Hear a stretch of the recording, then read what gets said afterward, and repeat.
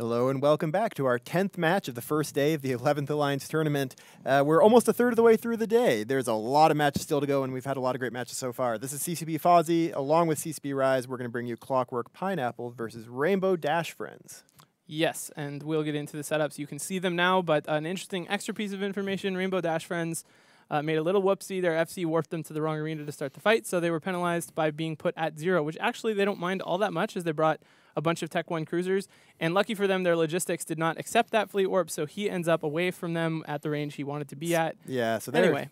They're happy, I think, No at this big deal. point. Got a Brutix Navy issue, Prophecy Executor for the reps, 3 Vexers, 3 Maulers, 3 Thoraxes. That's a lot of damage from Rainbow Dash Friends. Those are very cheap ships, too. So Yeah, very faction warfare composition, in my opinion. And then, yeah, on the other side, some Cronoses and some Thoraxes, along with standard sort of support setup with Damnation, Oneros, and some Tech 1 Frigs. I honestly think the Cronoses are going to be the advantage here for Clockwork Pineapple. In this kind of matchup, the Cronoses will get webs and just blap right through these cruisers. Even the Maulers, which are pretty tanky, but the Vexers and Thoraxes should go down first. We'll see how that goes, though. We got webs right now on the Brutix Navy issue with Fuzzy Butt, and the Vexers, 2 of the Vexers for Rainbow Dash Friends. Those are going to be the ships going first. But that Kronos! Yeah, going down fast. This is going to be a really quick brawl race. Like, if they lose a Kronos now, it could topple the other way really quickly. And we're seeing, like, matched HP Vexer versus Kronos right now. We got a lot of damps being applied from Clockwork onto Rainbow Dash Friends, but they don't really care that much. They're targeting big ships, and they're up close. Yeah. Doesn't really make any difference. Vexer already down.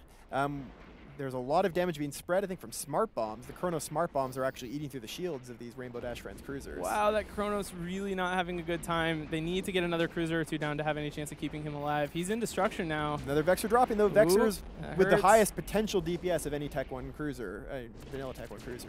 Those ships can do a lot of damage. Let's see if the Chronos can pull it back as they take out cruisers. If they get one more Vexer, maybe that's not good. No, there he goes. Chronos That's Chronos down.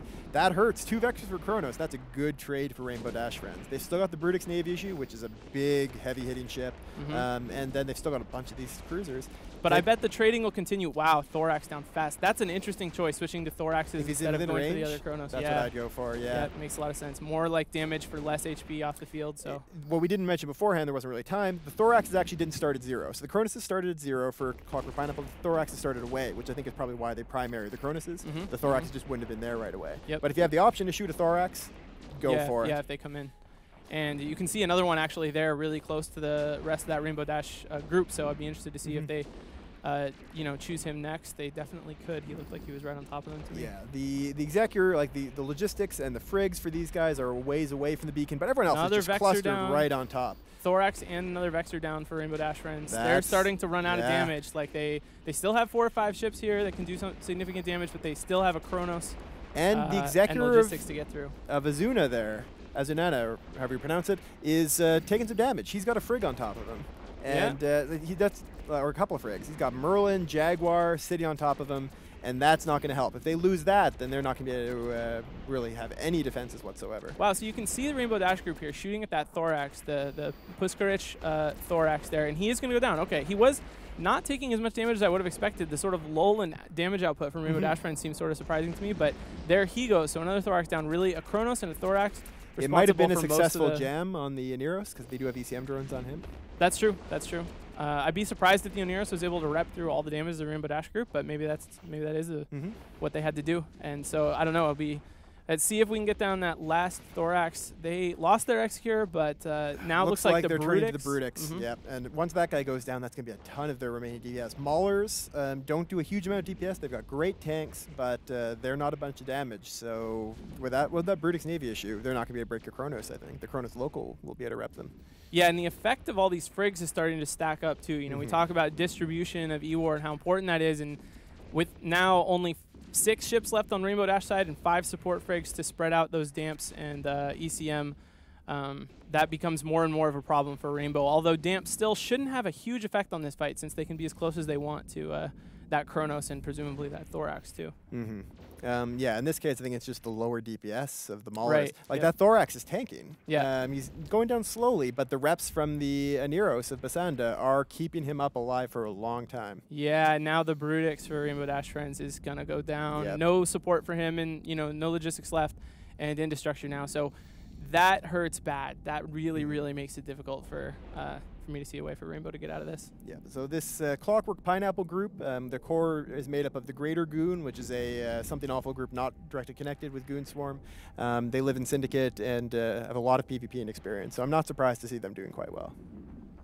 Yeah, that was a really nice setup. I mean, I think that this pattern of having a couple battleships with command ship and logistics and then a big support fleet is, and I like the thoraxes. You know, a lot of teams have been running assault frigs in those slots, running Enyos or Ishkars or Hawks, and the thorax is awesome. Brings a lot of extra damage, so when they do get into a brawl like this, they have more options. It's fast damage. They can use them as tacklers if they need to. Yep. It kind of fills the same role that we saw the Caracals filling on the Rogue Capel team. Yeah. And I think it's nice. Just throw in 3 Tech 1 cruisers, these attack cruisers, which are very, very fast. For those of you that aren't familiar with it, we've got our ships are loosely split up into different lines that will tell you what kind of the Oneros dropping very fast. Yeah, they realized they couldn't get repping through the Oneros reps on that thorax, and so they were able to actually switch. The Maulers killed the Oneros for Clockwork Pineapple. That's a huge kill. It is a very big kill. The question will be that Kronos, though. One thing that we should note that we missed before because we didn't actually know about it, AARs, the ancillary armor repairs that we're probably going to be seeing on those Cronoses, they don't actually show up on our awesome bars there, the little attack defense bar. So that defense bar would actually be a bit higher for Clockwork Pineapple because we have that little bug right now. Wow, I still feel like this fight was so close. I mean, if they would have switched to that Oneros a little earlier on in the fight, maybe they wouldn't have been able to. Maybe it was a range problem. The thorax for a long time. Yeah, right. They spent tons of energy trying to kill that thorax under the reps, but then when they switched to the Oneros, they killed him really fast. And from there, they could have killed the rest of the support very easily. They could have killed Kestrels really quick. They could have taken out the other thorax pretty easily, and then they would have just had to deal with that Kronos. At this point, it's obviously too late, but I feel like that match was actually super close. Yeah, shield Oneros with probably no hardeners, maybe a hardening rig. Lasers from Maulers are going to do a lot of damage to it. And this fight actually shows something else that's really great about EVE. You know, you have these setups that are super premeditated. They spend all this time theory crafting and working out maths and things like that to figure out sort of the potential of what these setups can do. But then when you get on the field, the decisions they make have a huge impact as well. You know, deciding what you're going to shoot at, what ranges you're going to be at, all those on-field decisions can totally change how things play out, even when, you know, our numbers bars here may tell a different story. So I like that about EVE a lot, and a lot about the tournament too. Yep, this is a very well-played match for Clockwork Pineapple. Rainbow Dash Friends is going to get themselves knocked down into our elimination bracket, which means that if they lose any more matches, they're going to be out of the tournament. They're going to have a long slog back if they want to try to win. Clockwork Pineapple is moving through on the undefeated bracket. They're going to be facing some more undefeated teams tomorrow. It's good stuff. I love the format. I love that each match is intense and makes a big difference. It'll be especially fun tomorrow when we start seeing teams get knocked out already. Yeah. After tomorrow, we'll have, 16 teams? Yeah, 16 teams knocked out. Yep. As the prophecy there for Rainbow Dash Friends explodes. And a very, very big win for Clockwork Pineapple. They're going to be moving on. And our next match coming up soon will be Razor Alliance versus Babylon 5... So stick around after a quick break for that.